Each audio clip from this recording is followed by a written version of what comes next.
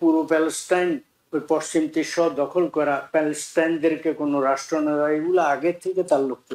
ফলে এই যুদ্ধবিরতি একটা সাময়িক তাকে মানে থামিয়ে দিয়েছে। এই অন্য যে বাহিনীগুলো কেউ কেউ ইসরায়েল এদেরকে তৈরি রেখেছে এদের এইখানে গাজাতে দীর্ঘদিন থেকে নিজেদের মধ্যে ক্লাশ করার জন্য, ইসরায়েলের পক্ষে কাজ করার জন্য। আমিও খুব দুঃখের সাথে বলছি, কোনোভাবেই শান্তি আসবে না যদি না ইসরায়েল তাদের এই ভূমি দখলের এই যে তাদের পরিকল্পনা, এটা থেকে একটুও তো যে তারা ছাড় না দেয়, তাহলে এটা সম্ভব না। হামাসের জন্ম কিন্তু ইসরায়েলই দিয়েছে, তারা তখন প্যালেস্টাইনের অথরিটির সাথে তারা নেগোশিয়েট করতে চায়নি, তারা আরেকটি দল চেয়েছে।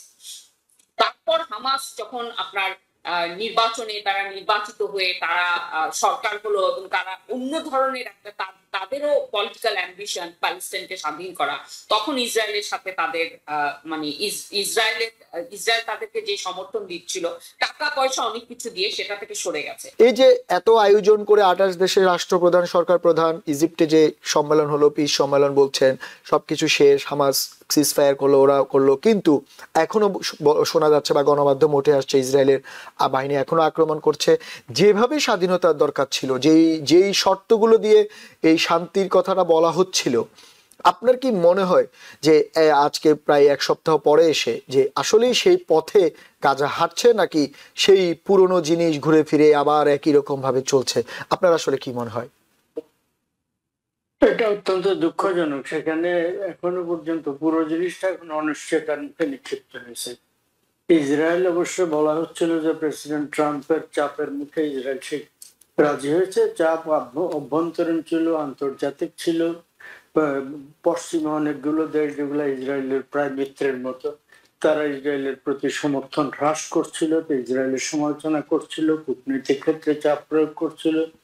এই সমস্ত কারণে তারা অনেকটা একঘরে হয়ে যাচ্ছে। এবং যুক্তরাষ্ট্র, যেখানে যুক্তরাষ্ট্রের সমর্থন জনগণের এবং রাষ্ট্রের সমর্থন সবসময় ইসরায়েলের পক্ষে সবচেয়ে শক্তিশালী ভূমিকা প্লে করেছে, সেখানে যুক্তরাষ্ট্রের জনমতের মধ্যে বিরূপতা বাড়ছিল।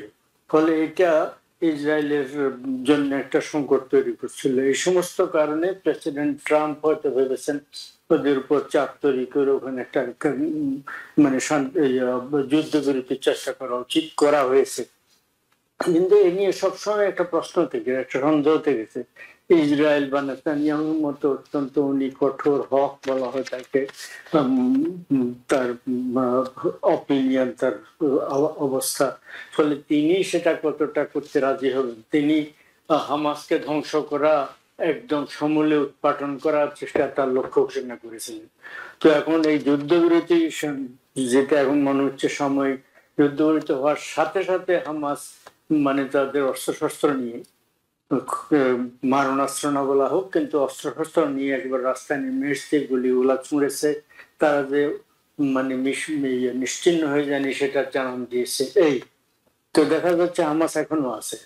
আর একটা কথা হচ্ছে, যেখানে এইরকম একটা মানে হামলা হয়েছে, প্রায় 68,000 মতো লোক ওখানে নিহত হয়েছে, নারী শিশু সহ, গাজার প্যালেস্টাইনিদের দেশের মধ্যে।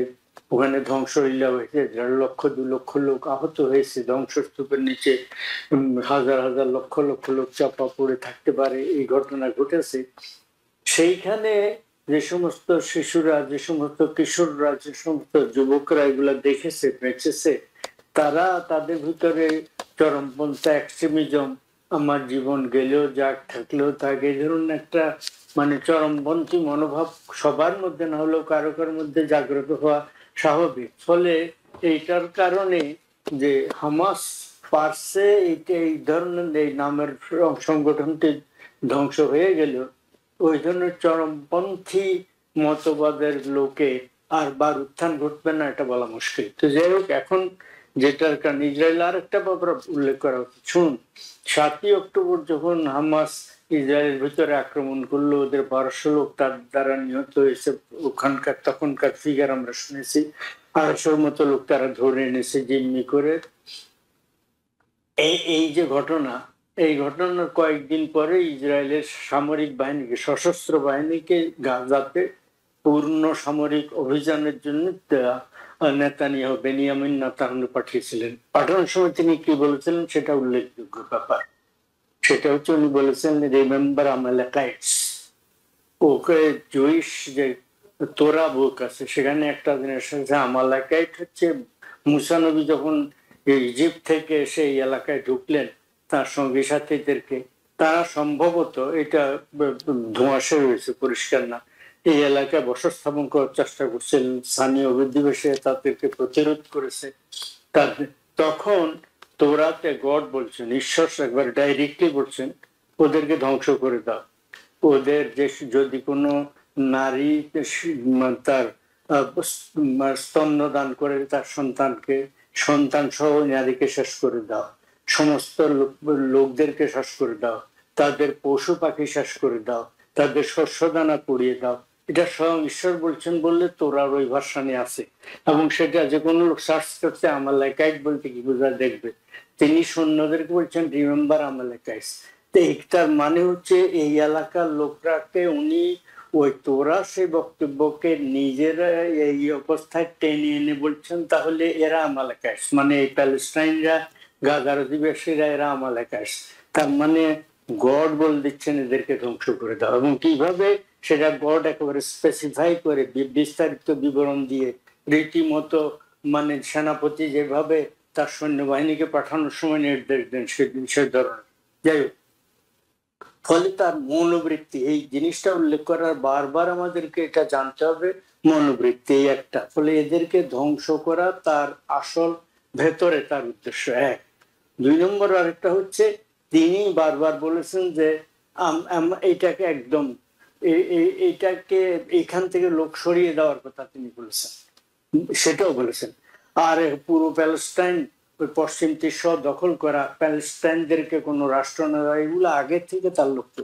ফলে এই যুদ্ধবিরতি একটা সাময়িক তাকে মানে থামিয়ে দিয়েছে, সেটা যে কোনো অজুহাতে ভঙ্গ করার কথা হচ্ছিল যে যুদ্ধবিরতির সীমা রেখা সেখানে কোনো বেড়া নেই, সেখানে এমনকি হলুদ চিহ্ন পর্যন্ত আগে ছিল না, এখন তারা হলুদ চিহ্ন লাগাচ্ছে বলে সর্বশেষ আজকে তথ্য দেখলাম সেখানে তারা ইয়েলো লাইন পুট করেছে, যে ইয়েলো লাইনের বাইরে এগুলা আগে ছিল না। ফলে ওইখানে কাছাকাছি যাওয়ার পরে সেখানে ওদের উপরে মানে পাবলিকের উপরে গুলি করে, জনগণের উপরে। তো এইটা একটা অজুহাত সৃষ্টি করে তারা প্রথমে এদের উপরে আক্রমণ করছে, তাদের পক্ষ থেকে তারা নিশ্চয়ই বলছে, জাস্টিফাই করছে যে এরা ওই আমাদের কাছাকাছি এসে গেছে, সেই জন্য। এর পরবর্তীতে এই আক্রমণ আরো ব্যাহত রয়েছে, পাল্টা হামাস কিছু সম্ভবত তাদেরকে আবার পেরেছে, এই একটা। দ্বিতীয় আরেকটা হচ্ছে এই কয়েকদিন আগে আপনার এর আগের আলোচনা আমি উল্লেখ করেছি, গাজাতে আরো কতগুলো বাহিনী আছে যারা হামাস নয়, তারাও মানে স্বাধীনতাকামী হতে পারে একটা, আর কতগুলা গোত্র ভিত্তিক ক্ল্যান ভিত্তিক আছে, এগুলা সম্পর্কে বলা হচ্ছিল সেই ওয়েস্টার্ন রিপোর্টে। আমি তো আর ইস্টার্ন কোন রিপোর্ট পাই না, এই মানে পাশ্চাত্যের শত্রুকার রিপোর্ট পাই না, ওয়েস্টার্ন মিডিয়া থেকে যে তথ্য সেখানে বলা হয়েছিল, এই আমি নিজে পড়েছি, পড়ে আপনার শোতে বলেছিলাম যে এই ক্ল্যান গুলোর কেউ কেউ এই অন্য যে বাহিনীগুলো কেউ কেউ ইসরায়েল এদেরকে তৈরি রেখেছে এদের এইখানে গাজাতে দীর্ঘদিন থেকে নিজেদের মধ্যে ক্লাশ করার জন্য, ইসরায়েলের পক্ষে কাজ করার জন্য। তার মানে আপনি বলতে চাচ্ছেন যে এখানে ভেতরে আমরা মানে গণমাধ্যমে আপনি যেটা বারবারই বলছেন ওয়েস্টার্ন গণমাধ্যম বা সত্যিকারের গণমাধ্যমের রিপোর্ট আসলে খুব কঠিন হচ্ছে, কারণ আমরা দেখলাম অনেক গণমাধ্যম কর্মী ওখানে নিহত হয়েছে, যে রিপোর্টটা আসছে তার ভেতরে আরো অনেকগুলো গেম ওখানে চলছে। আমরা শুধু হামাস, ফলে যেটা আমি বলতে চাইছি, ফলে এমনও তো হতে পারে যদি ছোটখাটো ঘটনা ঘটিয়েও থাকে, এরা যদি ঘটিয়ে থাকে অন্য বাহিনীগুলো, সেটার জন্য হামাসকে তো দায়ী করবে না, হামাসের কন্ট্রোল তো সব নেই। ফলে ওভারঅল যে ঘটনাটা ঘটলো, আরো এতগুলো লোক মারলো, নির্বিচারে মারা, এদেরকে মানুষ গণনা করা, প্রাণী গণনা করা, পশু পাখির মতো গণনা করা, এদের জীবনের কোনো মূল্য নাই এই ধরনের। ফলে এই ঘটনা সন্দেহ জাগ্রত করে যে এটা কতটা দীর্ঘস্থায়ী হবে, টেকসই হবে কিনা। সেটা আপনি ঠিকই বলছেন। আমরা মাঝে মাঝে হামলা চালাবে তারা, আবার কয়েকদিন কয়েকদিন বন্ধ রাখবে, কয়েকদিন একটু না সেটা আমরা দেখতেই পাচ্ছি মোহাম্মদুল্লাহ ভাই, আপনি ঠিকই বলেছেন যে আসলে এই থেমে থেমে থেমে থেমে এগুলো চলছে। কিন্তু আমার প্রশ্ন হচ্ছে যে এত কিছুর পরেও যে কোথাও আমরা যেমন আগে বলছিলাম যে শান্তির সুবাতাস, আমরা দেখলাম যে গাজাতে কিছু ত্রাণবাহী লরি পৌঁছেছে, গাজার মানুষজন আমরা দেখলাম একটু হলেও বাইরে আসতে পারছে তারা।